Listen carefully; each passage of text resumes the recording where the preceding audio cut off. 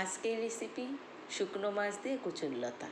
এটা একটা দারুণ টেস্টি রেসিপি। এখানে শীতল শুটকি আমি ভালো করে ধুয়ে নিয়েছি, বা তেল গরম করে শুকনো মাছটা দিয়ে দিলাম, আর দিয়ে দিলাম কিছু কাঁঠাল বীজ ও কয়েক কোয়া রসুন। এবার নুন দিয়ে সব কিছু ভালো করে ভেজে নেব। আর এদিকে 10-12টা পাকা লঙ্কা আর কিছু রসুনের কোয়া বেটে নিলাম।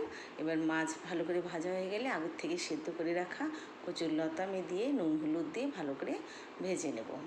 এবার কচুরলতা ভালো করে ভাজা হয়ে গেলে লঙ্কা রসুন বাটাটা দিয়ে দেব, দিয়ে ভালো করে ভাজবো যাতে রসুনের কাঁচা গন্ধটা চলে যায়। তো সব কিছু ভালো করে ভাজা হয়ে গেলে সামান্য জল দেবো, আর কয়েকটা চেরা লঙ্কা দিয়ে দেব। জলটা এমনভাবে দেবো যাতে সব কিছু সেদ্ধ হয়ে শুকনো শুকনো হয়ে যায়, এটা ঝোল ভালো লাগবে না। তো হয়ে গেছে রান্না, দেখেই বোঝা যাচ্ছে। বন্ধুরা আমার সঙ্গে থাকো আরও নতুন রেসিপি দেখার জন্যে।